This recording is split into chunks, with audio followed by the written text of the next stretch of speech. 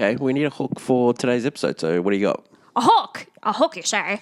Well, I've got something right off the presses. Yeah, I'm doing some sort of Jimmy Stewart here, but I've got you. Here's Go Friday. Sorry, congrats. AFI Redux is next.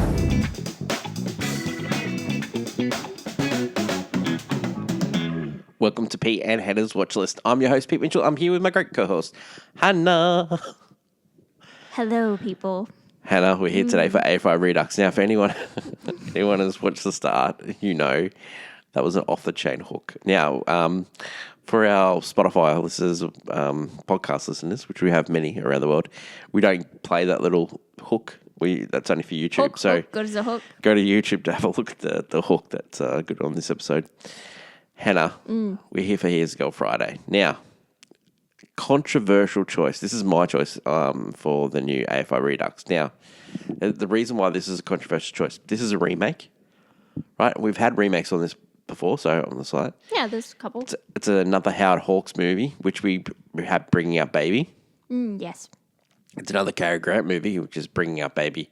Also, Philadelphia Story. So controversial there as well. But it's a screwball comedy, which we've got many, and we've dropped some screwball comedies on it. But the real reason why we chose this is this fast-talking dialogue is the soundtrack of our lives, really. All the great movies that we love. You know, there's little bits of Annie Hall in this. There's little bits of When Harry Met Sally. There's little bits of Aaron Sorkin's work, you know. Gilmore Girls. Amy Palladino. Yeah. It's Anisha and Palladino, yeah. So that is why we chose His Girl Friday. Not we, I. But did you disagree with the choice? I like the movie. Yeah, it's a great movie. I would like to go through it today and find out if it's worthy of such distinguished. Stick around at the end of the episode and see if it's worthy. Yes. That's great. His Girl Friday, directed by Howard Hawks. Screenplay by Charles Ladera. Interesting story about this guy. We'll go into it. It's based on the 1928 play, The Front Page, which got turned into a movie and was written by Ben Hecht and Charles MacArthur. Now, those guys, along with Charles Ladera, remember that movie Mank? That was on Netflix. Yeah, it's the story of Mankiewicz, who helped wrote Citizen Kane. Yeah. David Fincher movie, great movie. These guys, all in that movie. movie. Oh, yes. Charles Adair was friends with her aunt. The aunt was married to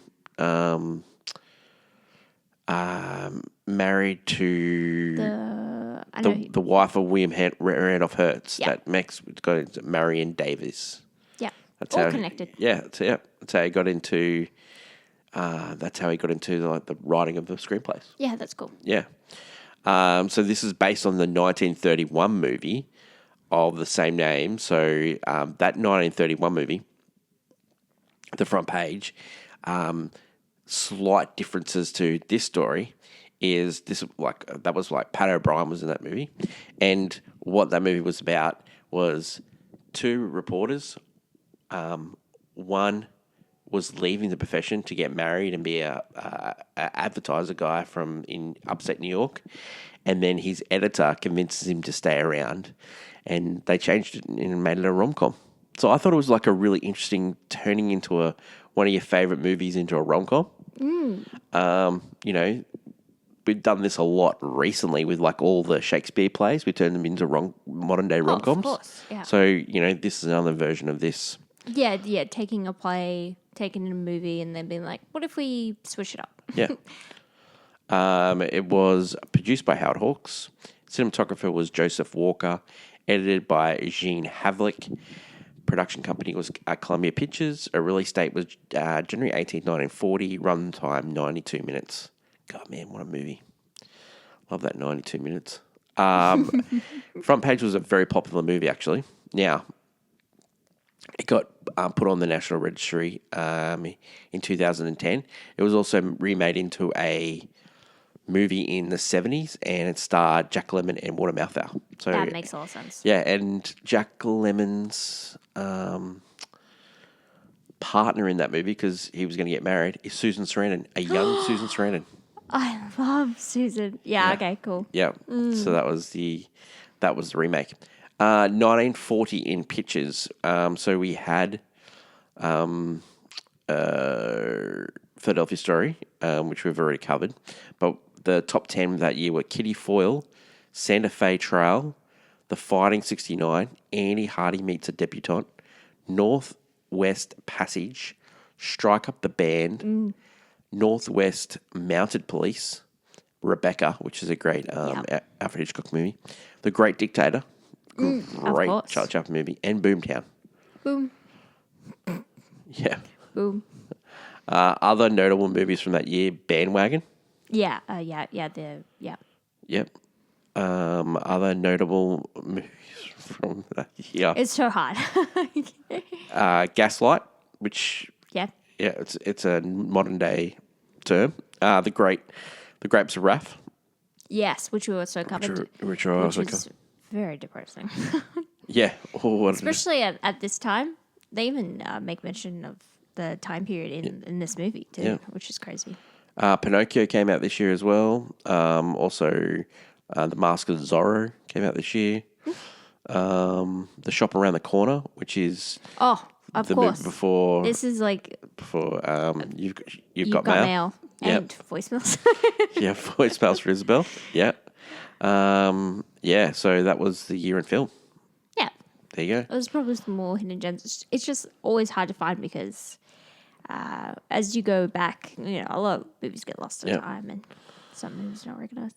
This movie, modern day, 7.8 IMDb, Letterboxd 4, and Rotten Tomatoes 99. Yeah. So this movie is loved. There's not much wrong with it. That's true. Can't say. The elevator pitch for His Girl Friday. When Hildy tells her ex-husband and editor that she's getting married, he comes up with a surefire way to get her back. Yeah. I could just eat this up with a spoon. I just love this. I just love this premise. It's just so good. So Howard Hawks was working on Only Angels Have Wings, and he'd work with Cary Grant on bringing up Baby and stuff. And so he goes to Cary Grant, okay, do you want to do this movie? He goes, yeah, sure. And Cohen initially intended Grant to play a reporter in the movie, but Howard Hawks goes, no. This is how I want it. And then he goes, okay, well, we need a woman. Well, what are you thinking? And he goes, oh, we haven't got much money. Okay, so I go, well, let's go into it. Let's offer it to Jean Arthur. She's on contract. She refused to do it. She didn't want to do the remake, and so she got suspended from Columbia. Yeah, and so then they went, okay. Katharine Hepburn. She said no. All these people said no, right? And it got to Rosalind Russell, and she thought, okay, this is pretty good. And then she found out that all these other people didn't want to do the movie, and she was like, not the number one choice. And she goes, I don't want to do this movie. Yeah. And then Howard Hawks tricked her into doing it, which is how this film is made. How this happens. And so he gets her to come to the office, and she wets her hair. She sticks her hair out the window, and then he goes, "You're perfect for this movie. You're doing it." And then she said, "Okay." I was like it just, she turned around so quickly. It's just weird. Ginger Rogers turned this movie down. Irene Dunn turned this movie down. Wow, Lyle Turner turned this movie down. Yeah. Okay. Wow. Yeah. A whole host. And so, of course, when Rosalind's like, it feels like it's weird because you're like, it's a pretty good script, but it's that thing of remakes. A lot of people don't like doing, don't like to just redo. Well, Rosalind also all those women turned the movie down. All those really why didn't you come to me first? famous, talented women. Howard Hawks is like, no, It's fine. It's really fine. And he goes, she goes, no, no, no. And then he goes, just go to wardrobe and we'll sort it out. And she just does. And then they made the movie. Like, just a we'll weird. figure it out It's in just, post. yeah. Like, It's just weird. yeah, it's weird because like they couldn't get anyone else, but yeah, no, she was just like, oh, I get being apprehensive after finding out so many people Yep. turned it down, but it's not because the movie's poison. I think it's just Yep. wasn't they didn't want to.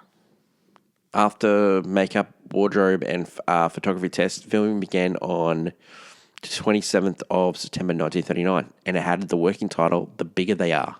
Strange title. Yeah. It is noted for its rapid-fire repartee. That is true. One character speaking for the other finishers. Although overlapping dialogue is specifically and cued in the 1928 play script, Hetch and MacArthur told Bogdanovich, when they were doing front page, I had noticed that when people talk, they talk over one another. It's just be people who talk fast. That's what we do. We talk fast and we talk over each other. We get pilloried for that on this podcast, but this is why we do it. So we wrote the dialogue in that way and made the beginnings and the ends of the sentences unnecessarily, and they were there for the overlapping. That's pretty cool. Yeah, I like. Yeah, it's really great. Yep. Sometimes I had to do these scenes as many as 35 times to get it right with the multi-track sound with recording. the dialogue, yeah, especially going off each other, yeah, it would be really difficult, but it's very punchy when it's done right. Yep. Very, very well. Speaking of punchy, in her autobiography, Russell wrote, which is "Life Is a Banquet," great title for a great title for a biography. Wrote that she did not have as many as good lines as Grant, so she hired a writer to punch up her dialogue. With Hawks encouraging ad-libbing, she was able to slip in her writer's work into the movie. I love Only that. Grant was wise to this tactic and greeted each morning, "What have you got up to today?" Her ghostwriter gave her some lines for a restaurant scene, which is unique to His Girl Friday. So there you go. So Yeah, that's funny. I love that for her. Cary Grant famously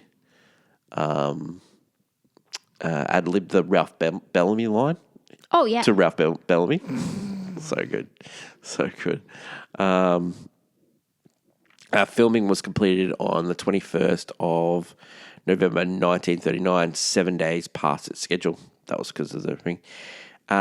Grant's character is described as fast-talking, cheeky. Yeah. Grant played the Mock Turtle in the 1933 film version of Alice in Wonderland, which led to he improvised from the 1931 movie, the front page. So it all works out in the end. The movie was released Radio City Musical, which was of the time the number one place to view the movie, and went into general American release a week later. Okay, so people on this movie. Okay, let's talk about Howard Hawks. We talked about him in Bringing Up Baby. Underrated director. Underrated, Hannah. Yeah, actually makes a lot of movies. Makes a lot of great movies, including Scarface, the original 1932 version. Yes. Bringing Up Baby, Only Angels Have Wings. Yeah. His Girl Friday, To Have and Have Not, The Big Sleep, Red River, Gentlemen Before Blondes, and Rio Bravo. So that's some great movies here. Yeah, Gentlemen Before Blondes, I mean, iconic. Oh. Only Angels Have Wings was Grant and Arthur before His Girl Friday. So probably another one of the reasons why Arthur didn't want to do the movie. His work influenced such directors as Martin Scorsese, Robert Altman, John Carpenter, Quentin Tarantino, Michael Mann. Tarantino loves His Girl Friday as well. Just let you know.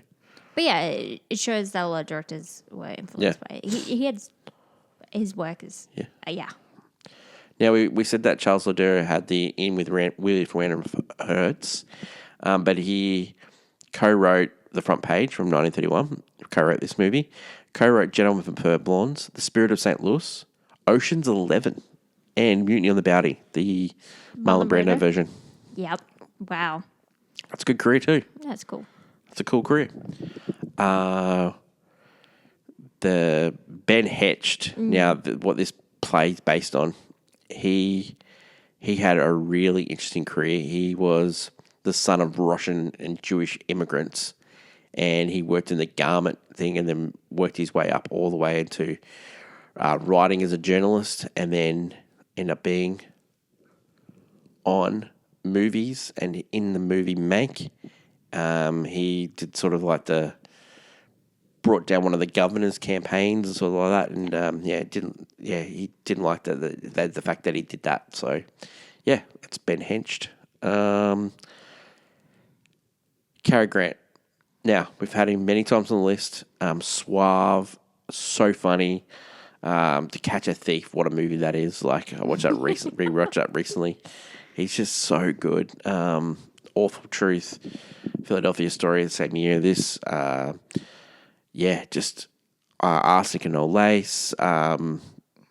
Nominated for Best Actor, never won. Affair to Remember. Operation Petticoat. Yeah, Notorious, Suspicion. North by Northwest, which we covered on AFI Redux, but Hannah wanted to get rid of it, so... Whoa. Throw me under the bus, my dude. No. I'm only joking. What a legend. Oh, I love Cary Grant. There's never a performance of his where I'm like, oof. No, I just love him. Yeah. He's very likable, very charming, very great as a leading man and as a co-star. Rosalind Russell. She was in George Cukor's The Woman. Mm-hmm. Starred opposite Joan Crawford. Crazy. Was also in Aunt Mammy. Yes. Starred as Auntie Rose Mame. in Gypsy. Auntie Mame, yeah. Yeah, she went on to work all the way up until death, really. She did TV as well. Great career. Never like a sex symbol or anything like that, but Auntie Mame is like a great movie. I prefer that over there's the musical, which has that Christmas song in it. With Lucille Ball, I prefer the original Auntie Mame. I think it's beautiful. It's a really nice movie. Walker worked on over 20 films with Frank Capra as a cinematographer. Mm-hmm. He also did Ladies of Leisure, Lady for a Day, The Bitter Tea of General Yang, It Happened One Night, which is a great movie that we have on there, AFI Redux. Lost Horizon, Mr. Kids Go to Town, You Can't Take That With You. Mrs. Smith Goes Washing, which we'll have on the list, and also It's a Wonderful Life. Yeah. It's a great career. What a career that is. Gene Havlick, who edited this movie, he did such movies as Fall of Eve, Song of Love, Brothers, The Sky Raiders, The Dangerous Affair, War Correspondent, which is a fantastic movie. It Happened One Night. Just these guys just churning out all these movies together. Mr. Deeds Goes to Town. Yep. You Can't Take That With You. Miss Smith Goes to Washington. He edited as well. Great Frank Capra stuff. 1001 Nights. Just what a career this guy had. Worked away all the way up until 1958. 3 Hours to Kill, The Iron Glove. Yeah. Nominated for 3 Academy Awards. Yep. Brilliant. Never won. Never won. But yeah, great career as well. Watching this movie, it had the great dialogue is one of the things you look for. Yeah, that script. Wow. The script is just so punchy, but also how Howard Hawks brings it all together. He brings the great acting together, gets great performances out. The movie never stops. It keeps you entertained.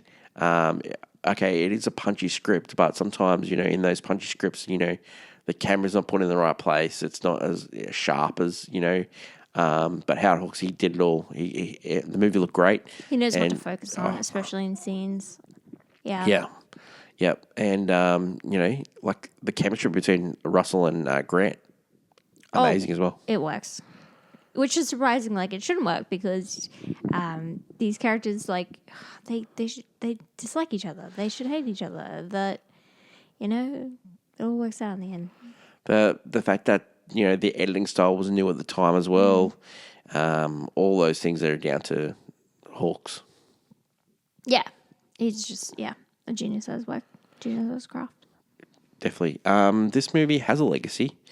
The term itself is Good Friday. Yeah, His Girl Friday. Great legacy.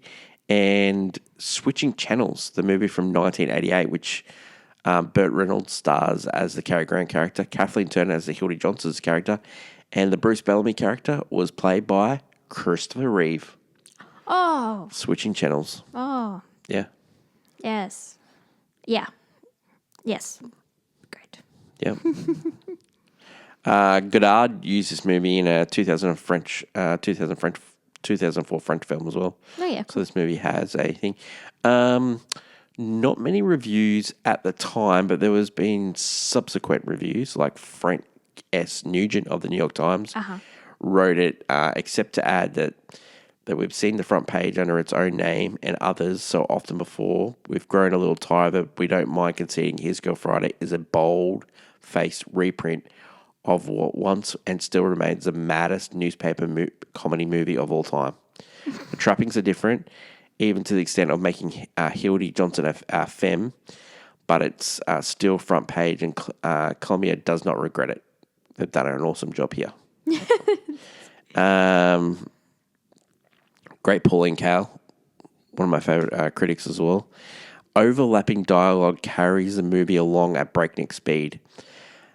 As this race of brittle, cynical, childish people rushing around on corrupt errands, Russell is at her comedy peak. Grant raises mugging to a joyful art. His Burns is a strong performance, defiantly self-centered and funny. Great. So true. Never gets it wrong, Pauline. Leonard Maltin gave it 4 out of 4 stars. And splendid comedy, terrific character actors that sparkle. It's a must-see film. Mm-hmm. Great, Leonard Maltin. Huge on the Entertainment Tonight program. No longer with this, but Leonard Maltin. Hannah. Yep. Hannah. Yep. This movie was not nominated for any Academy Awards, but was selected in the 100 Laughs AFI. So there you go. Not was nominated for the AFI list, but not selected in the end. So there you go. That's His Girl Friday. We used to do a segment on movie news, hot takes. At the moment, it's been on hiatus because House of the Dragon. We interrupt our program, so we look forward to reviewing season 3, episode 3. Which was a fantastic episode. Spoiler alert. Whew, this show's good. Hannah, what is your hot take for His Girl Friday? Oh, wow. Originally, I was going to talk about the fast talking, but I'm actually going to say remakes are okay if you're actually changing the formula and making it as good, if not better, than the original it's trying to emulate. Remakes are in bad taste right now, and that's because they're not changing anything, or if they're changing it, it's at detriment. It's actually completely misreading why the original story was so good in the first place. But in the terms of, remakes have been happening since, we're talking about right here in 1940. Like, they're remaking a movie from a couple of years ago, which is an adaptation of a stage play. Like, remakes happen all the time, but it's okay if we're going to actually go, hey, what if we change this element, make it a little bit of romance, add in a great script, and it flows really nicely. Like, making a good movie out of a remake is crazy because we don't get that nowadays. But I think remakes are okay. We're actually going to reshape them. Like, some remakes replace the originals sometimes. Father of the Bride, 100% does. True. Cheaper by the dozen. Just David Steve art movies. But yeah, remakes can, like, I never knew about the front page actually. Mm-hmm. I only knew about His Girl Friday, and sometimes it gets replaced. Sometimes it's a replacement, but also sometimes it's like, oh, from that movie I can watch the original and I can compare and go, wow, I like both these things, and I like how they're different. That's fun. Nowadays, I can't really say that about remakes. That's fun. Nowadays, most remakes, I'm like, no, thank you. Yeah. But that's because you're not giving me the same quality. You're giving me less than and expecting me to enjoy it as much, if not more, and I don't. So I like it when we can change the formula just a little bit or as much as you want, but keeping the integral of the why we loved it in the first place. Great. And I think that's what this movie does. It's good. That's good. Great take. Yeah. My hot take was going to be something about West Wing, but everyone knows that this movie is chosen because it's a lot like West Wing. Aaron Sorkin just pretty much cribbed from this work, and I love it. But my hot take is, why is it called His Girl Friday? So, Girl Friday is from the common idiom, Yep. and it's a term for the indispensable go-to female assistant. It derives from the faithful, subservient character Friday from Daniel Defoe's 1719 novel Robinson Crusoe. I just love how the fact that this movie was created, called His Girl Friday, from a common idiom about the go-to assistant from the subservient character of Friday in the 1719 novel Robinson Crusoe. Oh, yeah. What a lineage. I'd also like to say, I don't know, nowadays we just take words and shorten them, but it used to be like there'd be a novel or a famous movie or something, and people would use that term in other, like gaslighting from this year gets used as the term nowadays. Yeah. It's that kind of thing of, just great wordplay. It'd be like now if someone created a idiom from, the Iron Man, or what was the butler for Iron Man? Jarvis. Jarvis. People do use the Jarvis as a meme. Also, Jarvis, clip that. Yes, or Alfred in Batman. Yeah. That's what His Girl Friday is from. Oh, you mean, like as in they're the right hand, my right hand man. Famous right hand man. All women. All women. I've got a famous right hand woman. Oh, right hand man, right? Yeah.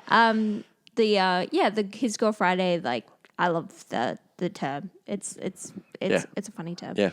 But no, Funny term, funny movie. funny movie. Also, Speaking of funny movies, let's go to see Breakdown. Part of our Pete and Hannah's review for His Girl Friday. Don't forget, at the end of this, we're going to tell you why this movie should be on the list. It's His Girl Friday. We are set in a newspaper joint. I believe it's called the Morning Post. Hildy returns to the newspaper after being gone for several weeks. Before you go on. Yeah. Names of famous newspapers. Morning Post. It's fine. Fine. We could have done better. Oh, well, it doesn't hit as hard as like the Daily Planet, which is not real. But it's not real, but not one of the real ones. What a great. I can't even remember what the one in Citizen Kane is. Like I think he calls it. It's something. You'll fact check me, but I'll look it up. Yeah, famous newspaper, the Morning Post. I mean, it's just it does get used today, so it works. Hildy, returns. Everyone is actually quite happy to see her, but the only one that's not, it was a bit surprised, is her ex-husband, Walter, who is the editor. Walter was reluctant to let her go, but work got in the way of their marriage, and that's why they ultimately divorced. Hildy is leaving the paper and getting married.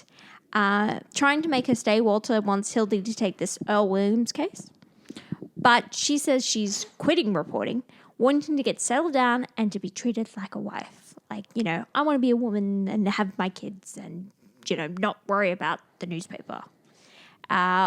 Walter then is introduced to Baldwin, Hildy's fiance, and he takes them to lunch. Baldwin wants to give Hildy all that she wants, and Walter tries to pick apart their flaws in the relationship and get under Hildy's skin. Yeah? New York Inquirer, it's called. That's what he calls it in Citizen Kane? Yep. Yeah, okay, here's some other famous papers. The Daily Bugle. Oh, yeah, of course, from Spider-Man. The Daily Prophet from Harry Potter. Some good ones. There's some good names there. I like the Gotham Gazette. We didn't go into Ralph Bellamy. Ralph Bellamy, what a career he had. What a career. He was in Pretty Woman, where he said, "We're going to build ships, Big ships. Oh. He was also one of the dukes in coming to America at the end. They were the poor guys that he gives money to because they were the guys from Trading Places that did the bet. And Eddie Murphy and Dan Aykroyd made them poor. So he was one of the Duke brothers with Don Amici. That is how you make a universe, guys. That is how you make a universe. Ralph Bellamy.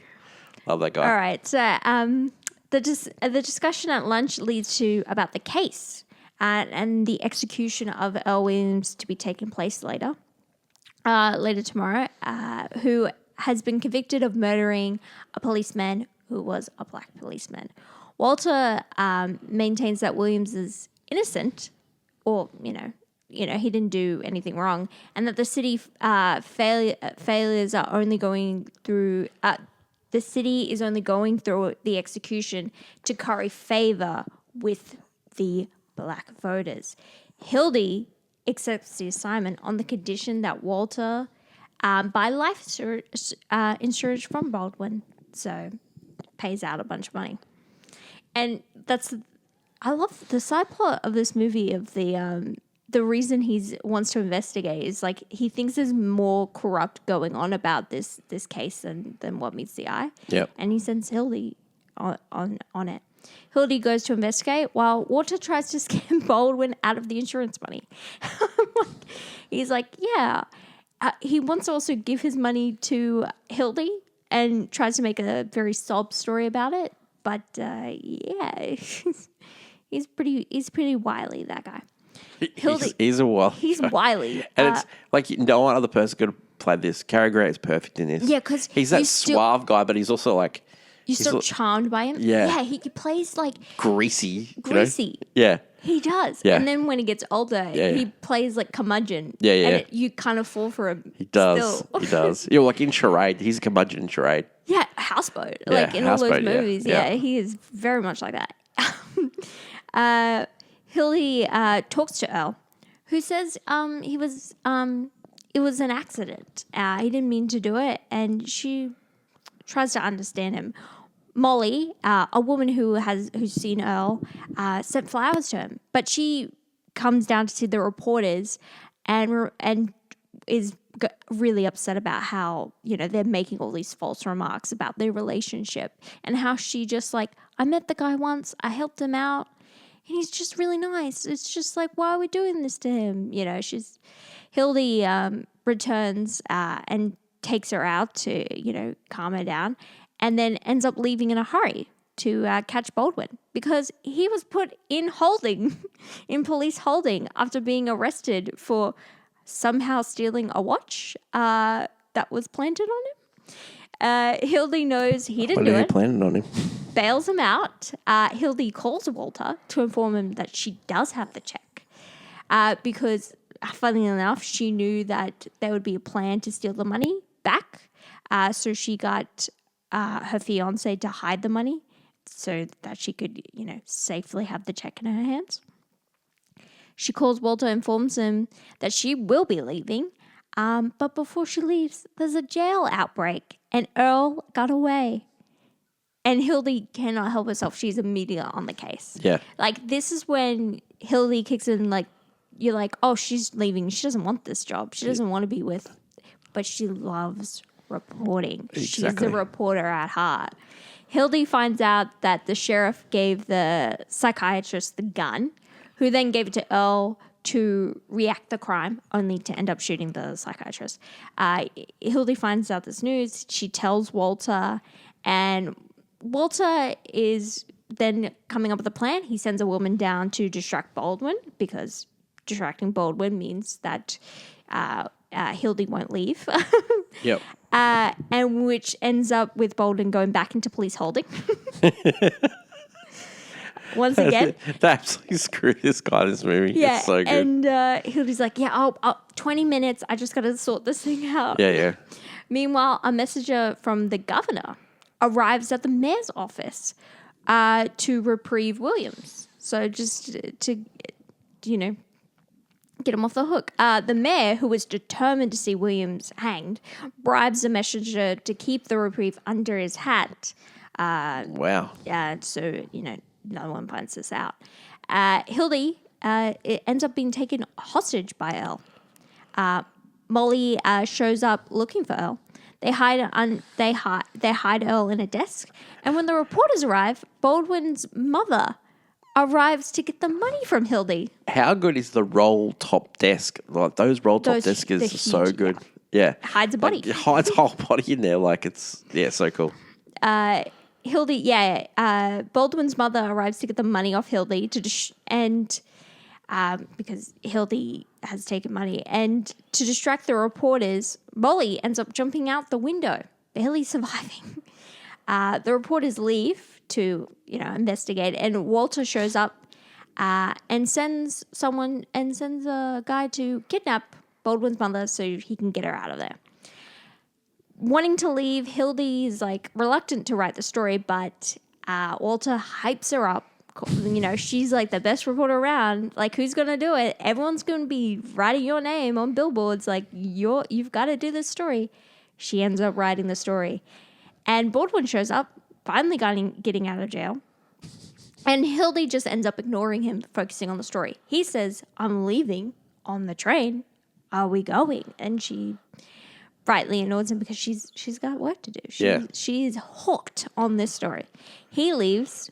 After trying to find, he leaves, and that's when the reporters and the sheriff and somehow the mayor as well all arrive, and and Baldwin's mother shows up again after getting out of the kidnapping. She's being manhandled. She enters the press room, having eluded the kidnapper. She reveals to the crowd that Hildy is keeping Elle in the desk. And that's when, they try to cover it, but they do find Elle under the desk. So they end up arresting both Hildy and Walter and take Elle back to his cell. The reporters go off to find out more information, and then the messenger comes back and says, "You know what? I'm not going to be bribed by you, man." And so, telling him that he's decided not to take the bribe, and so Walter's like, uses this information of blackmail to, "Hey, you should let us go. We know you just blackmailed that guy, and we were to report that, and so you should let us go," basically. A little quid pro quo around here. Walter tells Hildy she's free to go to Albany to be with Bruce now. Hildy is really sad by this. She gets a call from Baldwin, who says that he's been arrested once again for counterfeit money. And that's when Hildy breaks down and she realizes, "Oh, you do love me, Walter. I thought you didn't want me. I thought you were letting me go, but I thought you weren't fighting for me anymore, but you really did. Keep going." And she realized she wasn't ready to give up her career as a journalist. Yep. So Walter then says, "We're going to get married again for a second time," promises to take her on a honeymoon. And they were going to go to Niagara Falls. But then they learn there's a strike in Albany. And Hildy agrees, "Okay, we can go to Albany." And basically just, it's never going to change between those two. But they keep going back to each other no matter what. The life for reporting. Happy in love. Yeah, I love Hildy as a character, I will say. It's really fun to see this woman who is like, "No, I'm going to settle down. I'm going to get married." Yeah. "Oh, but I love my job." Yeah. And you know what? Even though this man annoys me, I love him too. Yeah. But he never stops fighting for it, even though he is undermining everything. Yeah. But she knows he does it. Yeah. I will say what I love about that relationship is that he's being dirty and doing dodgy things, and she always knows and gets the upper hand on him. Mm-hmm. Which a lot of time, in movies we watch as this kind of character gets away with that kind of behavior. Oh, it's just him.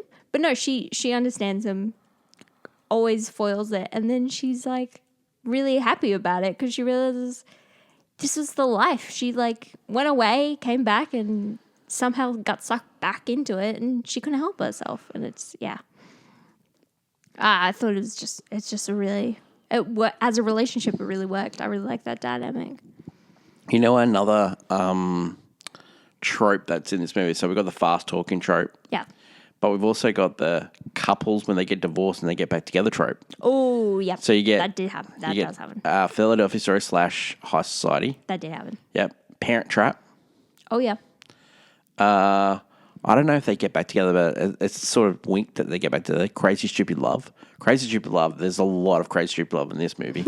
just isn't it? Yes. I know what you're saying. There's just heaps of different movies in that. Let us know in the comments below your favorite when couples get back together. Second chance. Second chance around.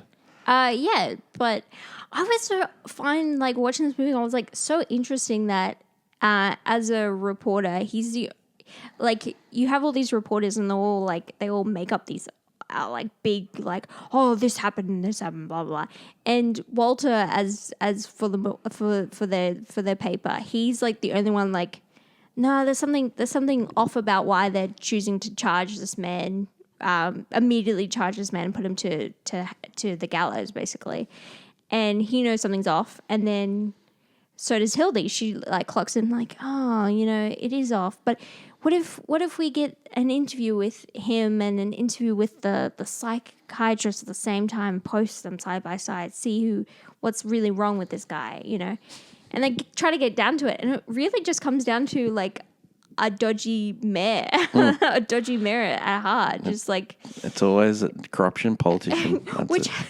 not just a dodgy mayor, a stupid sheriff, like the police sheriff is like. Gives the gun to a loaded gun to a psychiatrist who gives it to the criminal to reenact a scene. I don't know if anyone there. There's, I was thinking of those divorce movies. Like, there's a movie with Bette Midler where she gets to get back together with her husband, and they fight like cats and dogs, and then suddenly they rekindle. Are you talking about in First Wives Club? Yeah, well, that's an example of it as well. That happens in First Wives Club, where she wants to get back at him. They're kind of separated, and then they get back together at the end because it's a different kind of relationship. Every relationship is different. Another example of this is The Big Wedding. Robert De Niro, also Susan Sarandon in that movie as well. It's another version of that movie. Hannah. Yeah. Why should people watch His Girl Friday? Well, I think it's like as we've been saying, it's like a phenomenal screwball comedy. Like, it's delightful. I think also if you're a fan of fast talking like shows, like we're talking West Wing, we're talking Gilmore Girls, we're talking about all this kind of like these great newsroom. Well, it's Sorkin. We're talking about Sorkin. It's that kind of like great punchy dialogue, like really great scripts. Actors who really know what they're doing. That is like, kind of birthed here. We're talking about this is a blueprint at their height. This movie is a great example of that. It's a real reason why I want to put this on this list. It's it's also a great reporting movie. Great reporting movie. We Movies about workplace. Love that. Love a good movie about workplace. What's crazy is that she is a woman who is a reporter who is like a well-loved reporter. Like, everyone respects her as a reporter, which is crazy thinking about it at the time. Not only that, is that she's the boss. The boss is her ex-husband. Yeah. And no one is like, no one's criticizing her. Slept her way to the top. Like, no one criticizes her. Yeah. She's just like, no, she's a respected reporter that loves the game. Yeah. Like, I thought that's an interesting detail. Yeah, it is. In a weird way, like, it's overlooked. It's not really even thought about. And it's not criticized actually in this movie. I just thought that's fun. I like that. I like not. Yeah. I like the whimsy of not criticizing. This movie we watched for free. It's on public domain. But if you had a chance to buy this movie on Blu-ray, would you buy it? Yeah. Would you recommend people to watch His Girl Friday? Yeah. And will you watch this movie again? Oh yeah. I've seen this quite a few times. So It is. You definitely have. I have seen this movie multiple times. And a rating for this one, I think it's a banger. Yeah. think Yeah. it's a banger. It's like, yeah, it's I think good. it's a banger. That movie that I was talking about with Bette Miller is That Old Fielding. Dennis Farina. Aha. Great movie. It's very funny. Very funny. Okay. Yeah. Funny. Funny, haha. Funny hoo hoo. Funny ha ha. Let us know in the comments below if you think Here's Girl Friday should make our AFI Redux list. Should it make the list? Should it make it? Should it? Remember, we get a veto. The audience gets a veto. You get a veto. I will say, probably I get a veto. hold the veto till you have all the options available to you. 100%. Because what if you use it early? Yeah, then I can sneak one in. Then you could be like, oh, we're just going to put this here. Yeah, exactly. Exactly. I'm not going to use the veto right until the end because I know she might sneak in that Something Speed crazy. Racer movie. I'm sorry. The Wachowskis should be on the list, but Hannah- not for the Matrix. And I tell the people what we're going to do next week on AFI Redux. Well, next week there's a bit of kismet happening. Mm-hmm. You know, fate has delivered us our favorite, one of our most beloved directors on this pod, and many others, of course, and that is Christopher Nolan. He's got a new movie coming out. And if we're doing an AFI Redux, you have to have at least one Christopher I Nolan. think in recent years, you've got to have a Nolan movie. And there's so much debate on which one we could put here. So many. Yeah. But I think there is one movie that changed its medium. Yeah. Defied a And genre. Also is one of probably the best action films ever. Yeah. And has one of the best performances. That is true. And let's just bring it out. It's, of course, The Dark Knight. Wow. Wow. I thought you were going to say Rises. Oh, almost. But we get to talk about Dark Knight Rises next week. Yeah. Wow. Wow. We're talking about Dark Knight, and I Wow. start just saying all the quotes from Bane. You know halfway it's going to through. happen. It's going to 100% happen. Hannah, that sounds like a good episode. Yeah, The Dark Knight. Sounds like a great episode, actually. Yeah. Speaking of great episodes, this one was. Thank you, Hannah. Yeah. Thank you. Thank Good you. choice. I like this movie. Great impersonation of Jimmy Stewart, even though Jimmy had nothing to do with this episode. No, but when I think of, but Jimmy Stewart's very easy to get into more than in the transatlantic accent kind of thing. Mm-hmm. Jimmy Stewart has just like a recognizable voice that That's I can true. go to.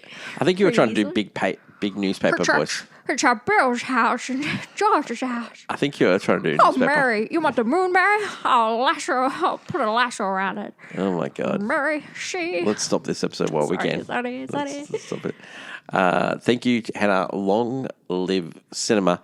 Don't forget to like, follow, and subscribe. And until we meet again, it's bye for now. Bye.